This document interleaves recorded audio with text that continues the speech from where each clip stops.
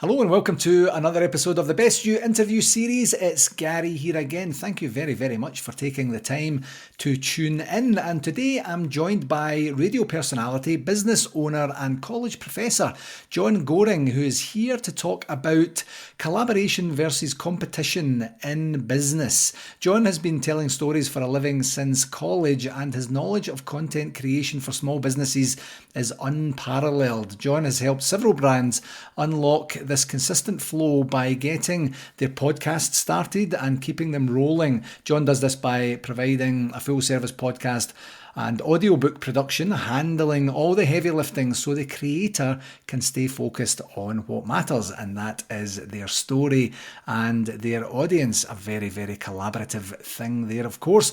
Jon is also the founder of Jon Goehring Voiceovers, where his voiceover work cuts through digital noise and makes creators' messages unmissable. We're kind of in the same boat. You do a lot of different things than I do, but certainly in the content creation stage and understanding the production work that goes in the background. So I'm really looking forward to this conversation. Jon, thanks a million for joining me today. Thank you, Gary, for having me. I'm really excited to talk with you. And yeah, that content creation space, that's what we're doing right now, right? We're collaborating and we're creating content. So we got the best of both worlds here. Yeah, exactly that. So let's start with your journey thus far. I really enjoyed the pre-chats that we had prior to recording, and I'm interested for you to be able to share your story with the audience, and specifically what sparked your passion for helping other businesses do what they need to do. Well, I started with a passion for media, and in high school and getting into college, I really wanted to become a newspaper writer because I would be one of those strange kids who still read the newspaper, which I think do kids even know what a newspaper is right now? I don't know. But that's what started my journey into media. But I quickly realized that industry wasn't quite the industry to put all of my eggs in that basket, so to speak. So when my life actually changed was when I walked into the college radio station. That's when I was like, whoa, now this is fun. We played music. We had personalities on the air between the music. I did sports broadcasting too. I broadcasted the football games for my little local college here, and it was just a blast. And that's when I knew that's what I wanted to do. So I got into radio, I interned, and then I worked full-time here in the Rochester, New York area in radio. And that was a blast for a little while until I realized that the radio industry was following the newspaper industry. It was just a few years or maybe decades behind, and a whole bunch of layoffs were happening. Thankfully, I wasn't one of them. I guess I beat the layoff to the punch because I said, you know what? I don't want to live with this stress every day of, am I going to have a job tomorrow? I didn't like that. And through the mentorship of some others, I realized that the best security is to have your own business. And I truly believe that to this day, that no matter what kind of industry you're in, if you want to be really secure, have multiple sources of income, not just that one full-time job. So that's when I branched off on my own. I got into the very competitive world of voiceover because of all the radio people who were leaving radio or getting laid off from radio. What do you naturally do when you get laid off from radio, right? You got one of these things hanging out at home, may as well use it, right? I got the voice and I got the equipment. I'm going to try to become the voiceover actor. And so that industry became extremely saturated. I felt like I had to compete and be better than everybody else. And that's exactly what I tried to do for my first couple of years in it, was try to be everything to everyone. I mean, Gary, if you were looking for a 50-year-old woman to voice a audiobook, I would raise my hand. Yeah. Which is sad, but that was the mindset I had. It was a very scarcity-focused mindset. So what I realized is that I needed to change my approach to business, and that's when things really clicked, is when I went from competition to the mindset of collaboration. Yeah.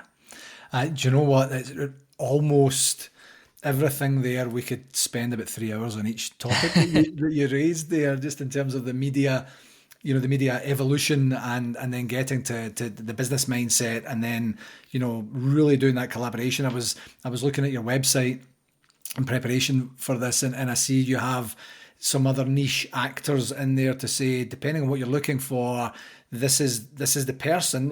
You can look at the person if you need to, and this is where they specialize. And it brought up, I met with a colleague of mine, what would that be, last week now, and we were talking about coaching in general terms. And she was asking me what type and style of coaching I do, and I said, it's primarily leadership coaching, and tell me a bit more about that. I explained it. She says, that's what everyone says. And I said, I get it. My challenge that I have here is, being all things to all people, is when I was managing projects full time for a living, I would have debates in the classroom. We'll get to talk about the classroom in a wee bit here, I'm sure. I would have debates in the classroom saying, I can manage any project in any industry, in any geographic country in the world. As long as I have the right type and style of resources accessible to me, I can manage any project. And some people were like, hell no, you couldn't manage. You don't have any experience in this. You wouldn't be able to call BS on that. Those sorts of things. And I says, you're missing the point of what project management is. I've kind of brought that mentality over to coaching, where I say I can coach anyone about any topic ever. If you're talking about the truest, purest sense of coaching, I can coach anyone for anything. The challenge is it becomes confusing for other people, because they're saying, what type and style of coach are you? And then I feel like a sleazy salesman because I'm saying, what do you need? I've got what you need. And that sounds like, the 55-year-old woman, audiobook narrator and such. So that there is absolute genuine, certainly comparability between the journeys, of course, and genuine collaboration and communication clarity to be able to say, if this is what you're looking for, Jon is your guy. You go to see Jon, and Jon will help you. If you're looking for something else, that's actually not Jon. Jon will be able to direct you to where it is, rather than, this early stage, bring everything on. I'm sure I can take it on. So, putting that collaborative, title on top of that is a really good way to frame it. You're not restricting opportunities to say, what if someone comes and asks? I probably could help them out with that. What you're really saying is, this is what you can rely on me for. And if you come to me, we will have a fabulous experience. You'll get exactly what you need, all in the spirit of collaboration between your needs, my expertise, and my ability to deliver. So as I say all this stuff out loud, it's almost like we're kindred spirits in terms of that clarity that is required to be able to get the opportunities for collaboration in the future. Yes, and I think it goes really deep to mindset. Ultimately, business mindset is so huge, and so many people, including myself when I started out, and I'm still dealing with this to this day. I think we're always a work in progress. We suffer from the scarcity mindset, and that mindset is that there's only so much to go around, and I have to compete for every little bit I have. Yeah. And this scarcity mindset can be really detrimental because it closes us off to other people. In the world of voiceover, that desperation also, whether we like it or not, or even realize it, comes through in our auditions because we're desperate to get this work. We know somewhere deep down that we're not the best natural fit, but we don't care. We're desperate. And that's a scarcity mindset. So flipping that and doing some work and reading a book by the great Carol Dweck, who talks about mindset, flipping that to an abundance mindset makes us realize that I'm going to be okay if I don't get this job that I'm auditioning for. And that as long as I put in the work, it's going to work out. It's kind of like forcing a square peg into a round hole versus just doing your best and letting it be, because it does more often than not work out. Yeah, and it's so interesting. I have the conversations with the undergrad students at the University of Calgary here essentially in terms of the interview process and preparing for the interview process, understanding how much of a fit you are, understanding your strengths, understanding your skills that you've built on those strengths, and figuring out what that looks like. And then doing the biggest favor that you can do for yourself is hypothesizing the outcome. Visualizing and saying, the outcome is, at the highest level, I get the job or I don't get the job. There's some other things that might happen as well. So how is it going to feel if you don't get the job? And how is it going to feel if you do get the job? And, literally, genuinely spending the time doing that, because I think that then helps with the desperation. It helps with your preparation. It helps with your presence in the interview process and your ability to be able to communicate properly with people, to say, I'm here, folks. I'm going to just cards on the table.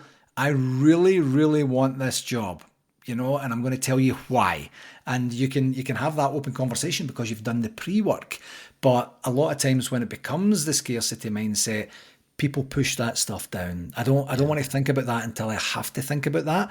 But as you said, absolutely, it's leaking out of every pore and every interaction, the desperation. And by the way, I've been there in the past, in the early stages of my career and such. And it's one of these things. Could you imagine truly, and this is the kind of hypothesis that I give to the students, could you imagine truly chasing a job that you're not a fit for, that you're not a fit for, that you would willingly drop like a stone if at some point between now and then delivery time, whatever that looks like on the job, that another better opportunity that's more of a fit, that's with your ideal client, that's been your dream since you were a kid or whatever that looks like, how good are you going to be at that job?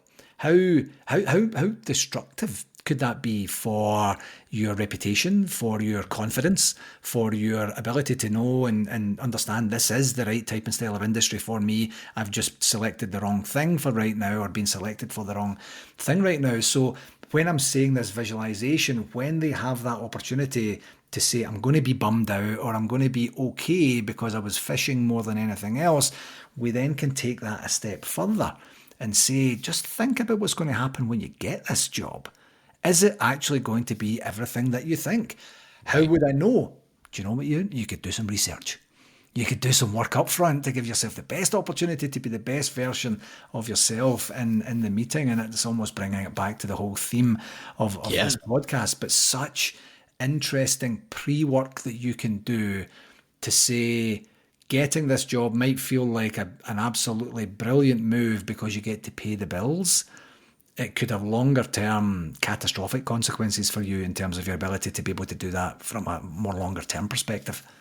Yes. And you're interviewing them just as much as they're interviewing you, right? When you're going into a job. And I also think this is why, like, cold email, all these different sales tactics that I've tried, I'll admit, I think that's why they just aren't that effective anymore. I mean, we are built on building relationships with trust. And that's something that through things like door-to-door sales or cold email or cold messaging on social media, I think we smell that now. I think that just screams desperation. And let's be honest, when you're reaching out to 1,000 people, trying to get 5 people to respond and maybe 1 person to sign up to become a client, that is screaming desperation. That is like a Hail Mary attempt.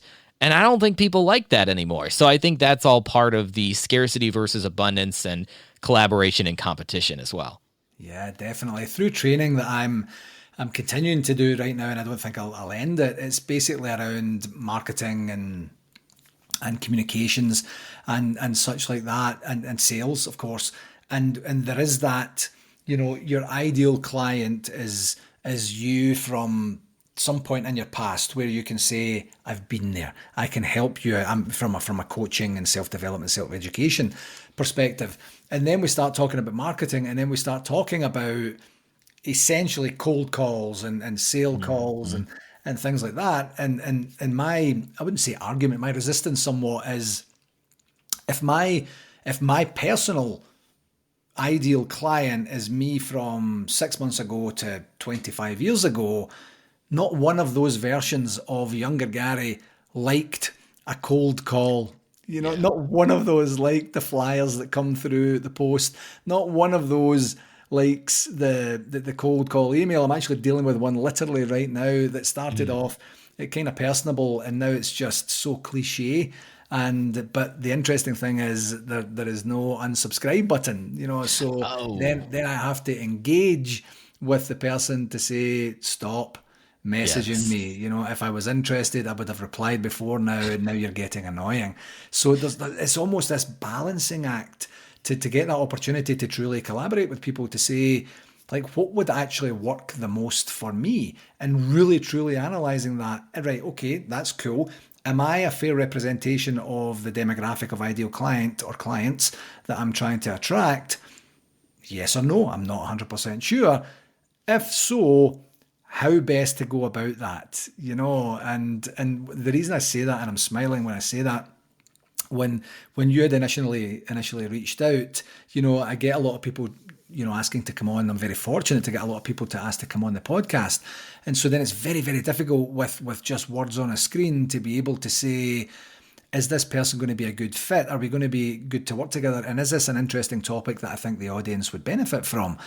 And then you followed it up very quickly with a voice note.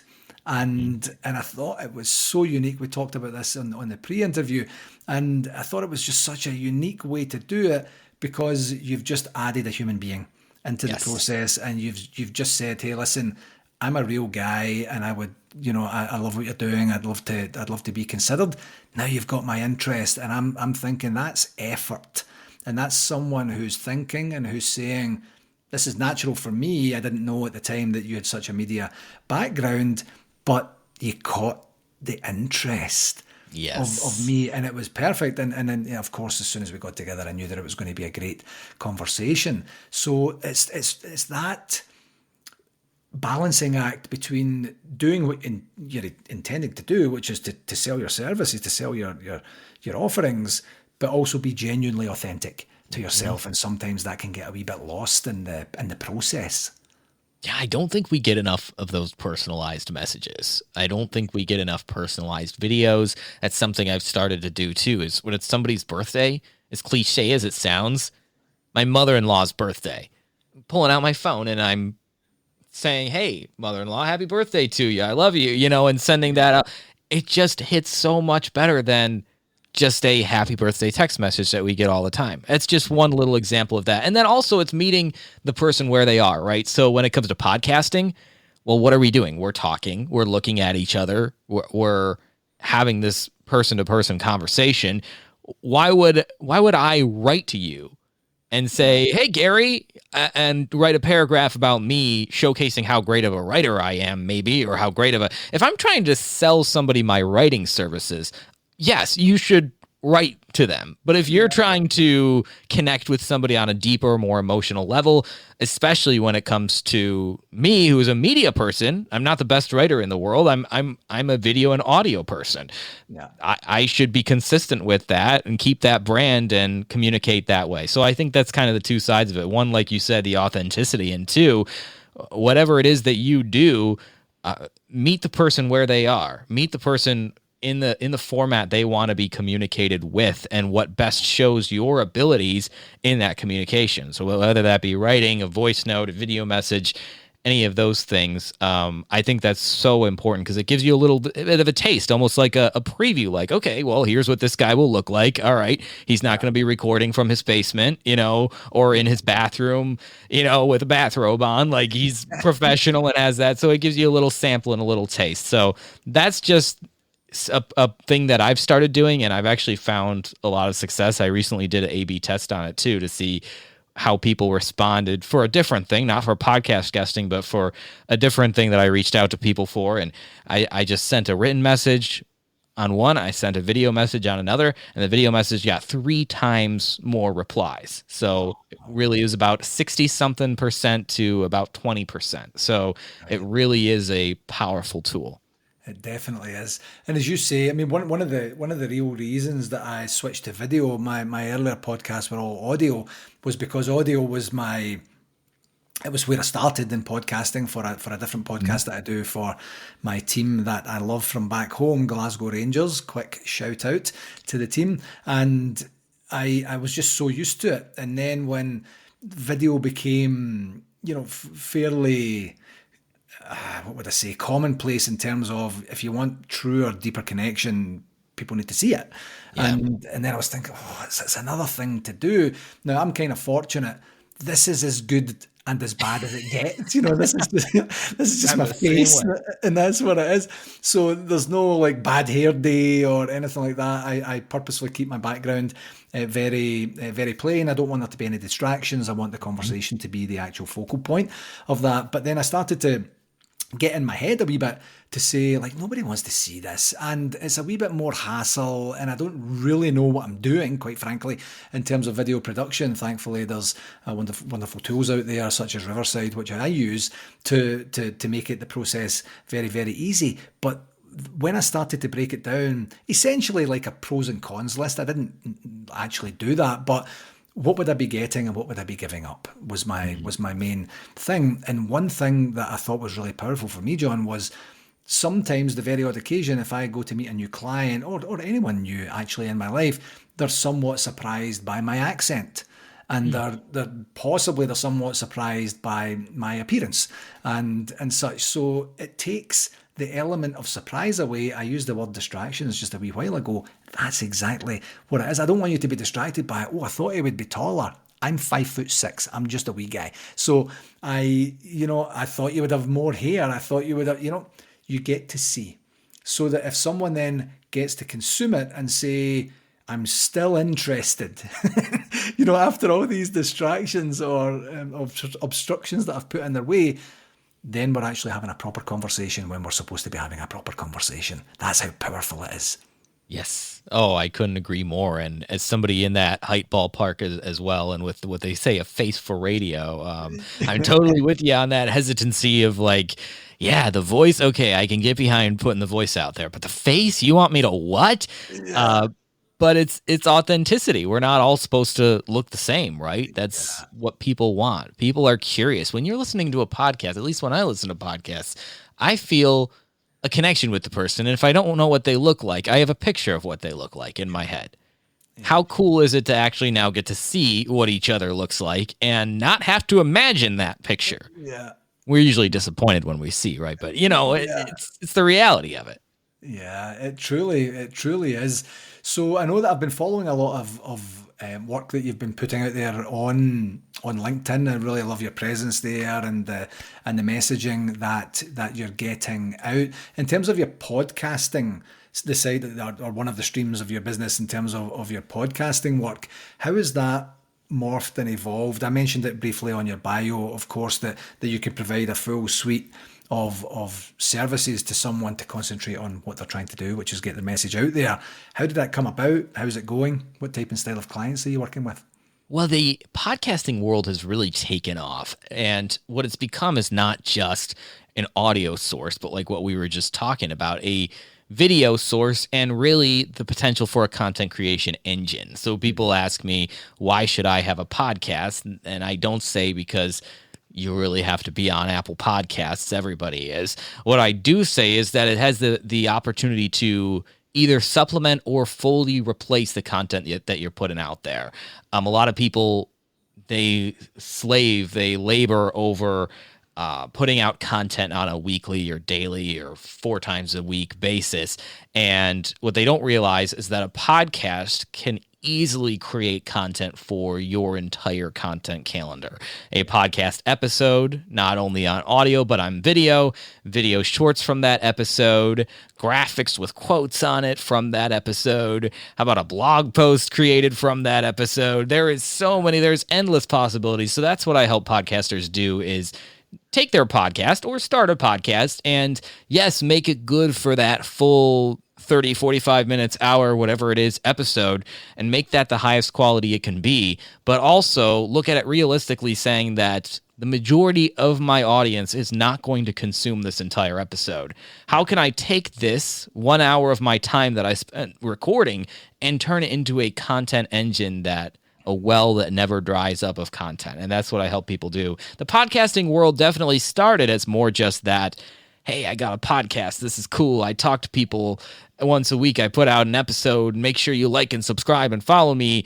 And now everybody's done it. So nobody's liking and subscribing and following everyone. And if they are, it's just a vanity metric. So yeah, at this point, with over 4 million podcasts out there, we've gotten a little saturated. But less than half of those podcasts are active. Less than half of them even made it to 10 episodes, and even more like 10% of them release something weekly. So to become one of those about 400,000 podcasts that are actually active is like becoming one of the first websites on the internet.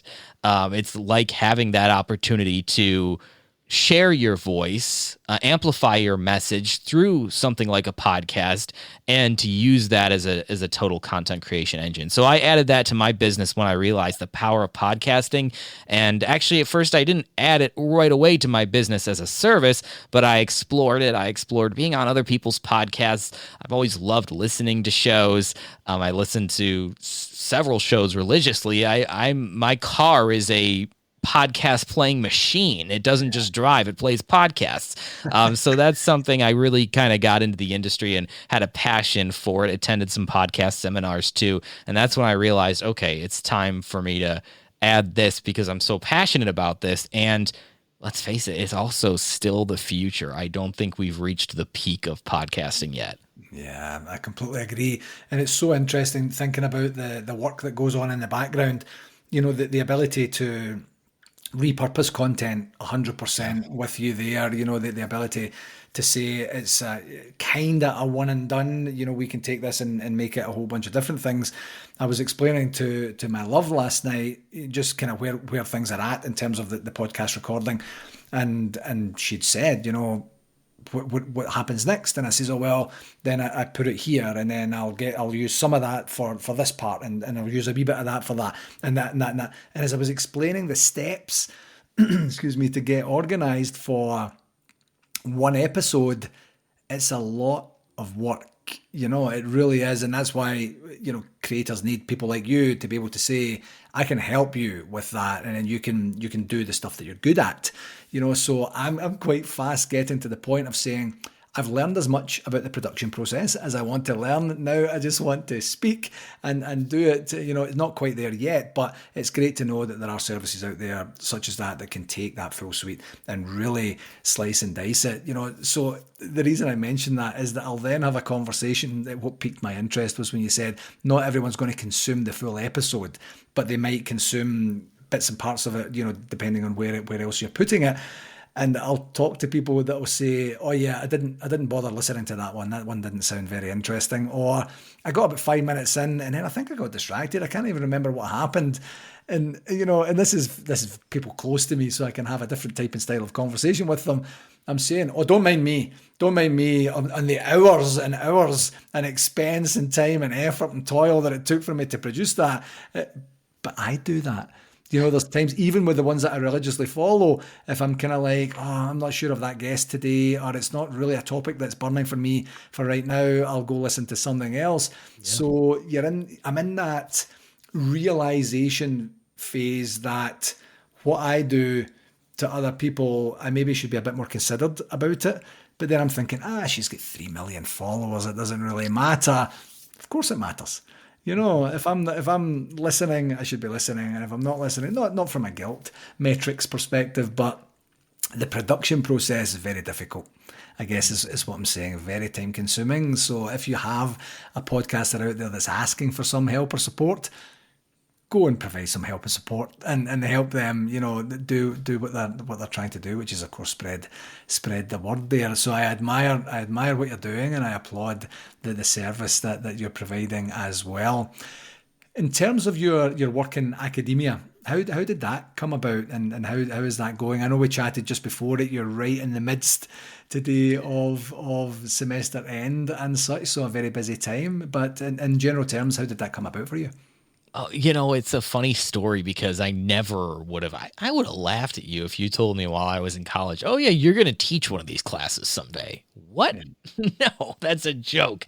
Because I wasn't the super academic kind, right? And so ended up starting my own business a couple of years in, right around the time that I kind of had the epiphany that I need to be collaborating more than just competing. I got a call from an old professor of mine who's a department chair at the college that I did my undergrad at, and she said, hey, we're looking for an adjunct professor for a class that apparently I don't know if nobody wants to teach it or they're desperate or what, but they called me, and I was like, okay, well, I have my master's degree, so I have the qualifications, and I have a business, and they're really looking for somebody with that real world experience, not someone that is from the academic background, but somebody with the real world experience. So I said, no, this isn't me. I'm not what are you talking about? I have zero experience with teaching or anything. So she said, well, I just would just consider it. Just think about it for a little bit. And I said, okay. So then after considering it a little bit, I realized something that I really strongly believe, and to this day I strongly believe. And this is what makes the best version of me, I believe, and the best version of anyone. And that is that if you're not stepping outside of your comfort zone, you're not growing. And then I just, that voice continually repeated in my head. I listened to a lot of podcasts that talk about that. I know that truth deep inside of me, yet our comfort zones are our comfort zones for a reason, right? Yeah. They're comfortable, and we don't want to step outside of them. And that was my comfort zone speaking. Jon, you just talking to a microphone to an audience of 0 all day. Why don't we just keep it that way? You don't want to deal with 18-year-olds. And then I realized, well, it would be outside of my comfort zone, wouldn't it be? And it would be helping them out because they're really in a pinch looking for somebody. So that was 2.5 years ago, and I'm still doing it. So it worked out. And I won't say that I'm natural at it or that I'm even really any good at it.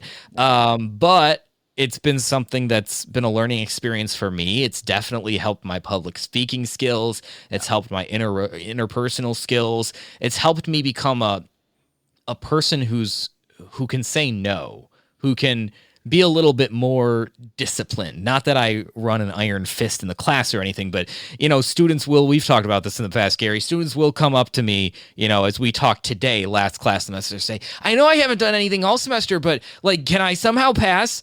And old me the people pleasing side of me that still is there, that would say, yes, you know what? We're going to figure out a way to help you pass. It's just not possible. And some things in life we have to understand, that we have to learn how to say no. We have to learn how to be, I guess, the bad guy, even when they've done it to themselves. Feeling like the bad guy, we have to be okay with that feeling. So just little things like that. Not so much the teaching side of it, but certain practices that I know you've learned too throughout your teaching career, right, have been really beneficial to me. And I'm not going to be a full-time professor at any point, but to have that experience is a nice, solid way to step outside of my comfort zone and gain confidence, because I have a skill now that I didn't think I would ever have. Exactly. And create impact as well. That's exactly what you're doing. Oh, that's a huge one too. I mean, that's a great point. I don't know what it is in our brains or our bodies, if it's the dopamine release or what it is, but there's just something so fulfilling about giving back to the next generation. And I mean, these kids are only not even 10 years younger than me, but I feel like I'm further along on the journey, having been through it. And you ever say to yourself, wow, if only I knew that when I was 18. Yeah. I say that to myself all the time. I was just thinking today, wow, how my perspective has changed since I was 18. Yeah. It's just mind-boggling to me. Well, this is your opportunity, I told myself, to say that to the person who is in exactly your shoes, in the same major, in the same class you took 9 years ago. This is your opportunity to tell them what you wish you could have told yourself. So that, to me, you're right. It's the impact. That's the most fulfilling thing. 100%. Yeah, my son Leo and I have conversations regularly where I'll say, listen, in life, there are certain lessons you need to learn on your own, and you will, to the point of the student coming up at the end and saying, let's make this work. Yeah. You would be unkind to that student to say, yeah, sure, let's do that. I know that it stings right now, but longer term, this is going to help you. It's true. And it's the same for Leo. I'll say to him, but also there are things that you don't need to go through what I went through. So when I'm speaking, it would be great if you listened just a little bit deeper so that you can kind of go, tell me that again, and figure it out. He's in the realm now of getting a car and having a girlfriend and things like that. And I'm saying these are life-changing things that you never had to think about before. Car maintenance and how to pay for the gas and what happens if it breaks down. Another human being intertwined with your life. You never had to think about that before. And they have their own thing going on, their own thoughts, their own feelings, their own desires, their own preferences and such like that. That's a lot to take in. So it's okay to kind of go, oh, wait a minute, this is a lot here. And I do a version of what you were describing there in my undergraduate classes too, is to give them those worldly experiences and to say, almost literally, here's what I wish I knew when I was 18, like to your example there. And it's just it's such a gift, and it's such a wonderful opportunity to hopefully resonate with someone, because my typical line is, at some point in the future, you might not heed this lesson for right now, but at some point in the future, you're 25 years old, you're in a meeting, you're interviewing someone else, whatever it is, something's going to happen and you're going to say, Gary told me that. And I remember at the time kind of going, that seems like nonsense. I don't understand why you would even mention that. This is it. This is that moment. And I said, see, when that happens, I will still be active on LinkedIn and I'll still be hopefully around doing what I'm doing. Please message me and say, oh my God, see that thing you said 7 years ago? You actually nailed it. Told you. Have you got your notes from the other classes? There's a lot of gems and nuggets in there too. I heard the thing, you can maybe use this in your class if you haven't already. And it was actually from a comedian. And it was more along the lines of how stupid men are and how women have to put up with the stupidity and stuff. And she was so funny. And it was all kind of true as well. Yeah. And she said, ladies, you need to listen to this. I wish I had a me when I was you. Ooh. Brilliant, isn't it? It's so good and so true, man. Wow. And then, I've had those moments even recently where I'm like, so-and-so told me, or even dad told me, mom told me. And I'm really paranoid about how my lawn is way too long right now because it's been raining. Dad told me I would care about that someday. Yeah. That's on a more minor level, but still, it is amazing when we listen to, and a lot of times I think we unfortunately have a narrative in culture. Youth is glorified, youth and innocence and all of that kind of thing. Whereas, the boomer generation or the wisdom of the older people are just tossed to the side because, they're out of date, out of touch, out of style, whatever. But there's so much value in that too, that I think we're missing out on with our cultural narrative that youth is what we should be striving for. Yeah, couldn't agree more. This has been a fabulous conversation. I've got a feeling this isn't going to be the only time that we get together on a podcast, Jon. So as you know, this is called The Best You. And what is one regular practice that Jon employs to give you the best opportunity to be the best version of yourself? I make a promise to myself every day and I keep that promise. It's as simple as that. I learned this from the Ed Milet show, who he's a big personal development, and he's talking about self-confidence. And I was somebody throughout high school, I was a little shyer. I was never the alpha male athlete, that kind of type. I was more of the, everybody likes me, but nobody really knows me. Nobody hates me, but I'm not popular either because I'm just kind of like very neutral and sitting in the corner. And a lot of that came from not having a lot of self-confidence. Right. And I know a lot of people at that age, a lot of kids that age struggle with that. And then I took that into college with me. And then I worked in an industry where self-confidence was paramount. Yeah. And so I realized I need self-confidence if I'm going to thrive in the industry I'm in. That doesn't mean cockiness. It doesn't mean, I think people confuse, you're so self-confident, that means you're cocky or arrogant. That's not what I mean. But self-confidence, as Ed Milet puts it, which I think is the best definition of self-confidence that I have ever come across, and I believe it to this day, is that it's a reputation that you build with yourself. So what makes the best me is daily doing things that build that reputation with myself. Yeah. And so that could be as simple as doing 100 push-ups. I have promised to myself that for every day, I started this on September 1st of last year, every day I'm going to do 100 push-ups a day. Something simple. I've done 100 push-ups every single day since September 1st. I feel more confident. No, my biceps aren't all of a sudden 10 inches big. It doesn't work that way, right? But it's still a promise that I've made and kept to myself. So what promises can you make to yourself today? Maybe it's making that extra call or just being present at dinner with your loved one. It could be anything. But when you start stacking those wins, stacking those promises that you make to yourself, it could be recording a podcast episode every week. It's what I talk about with my clients all the time. What can we promise that we're going to do to keep this content creation engine going? Whatever it is in your life, when you start doing that, I started to realize that I've become a more confident person because I trust myself more. Yeah. Right? I have more of a reputation with, okay, this guy follows through. Just like you trust anybody else who's built a reputation with you. I believe we have that kind of relationship with ourselves too. So the best me is making and keeping promises to myself. That's absolutely dynamite. And just to embellish on that a little bit more, when do you do that? Is that a practice for the morning, for the night before? How does that typically manifest itself into your day? Every morning I will make that promise, and then I will give myself until the evening to keep it. Yeah. And so that's taken on a life of its own because I'm a procrastinator, as I'm sure we all are. People are like, I'm such a procrastinator. I'm like, welcome to the human race, right? I don't know anybody who's not a procrastinator. Yeah. So I would, do my 100 push-ups at 10 p.m. before bed, or make my last sales call at 6:30.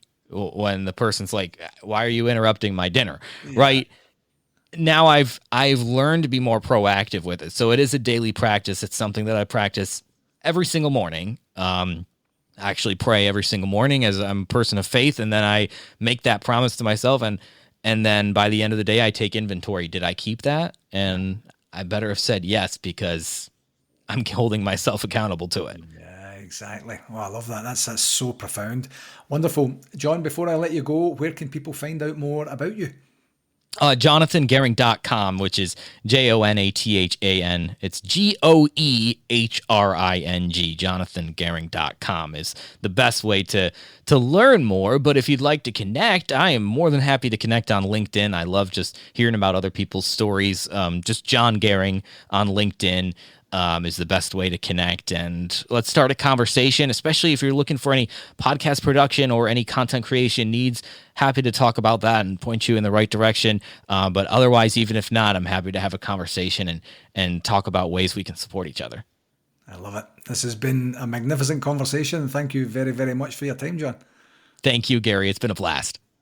Hello again. Thanks again for tuning in to this episode, and I do hope that you found it valuable and gained some insights. I do have an ask for you. If you enjoyed this podcast, I would absolutely love it if you would connect with me on my socials, and that's at LinkedIn, Facebook and YouTube. Just search for my name and do whatever it is you need to do there to follow me and stay updated with all the latest content, tips and discussions. And for any more resources that you're looking for, feel free to visit my website, garygillen.com. And while you're there, you can book a free, no obligation 30-minute coaching call directly with me through the site. Whether you're looking to enhance your performance or tackle a new challenge, I'm absolutely here to help you succeed, and I would absolutely love to hear from you. Thanks very much again, and until next time, keep pushing towards your goals and getting better each and every day, my friend.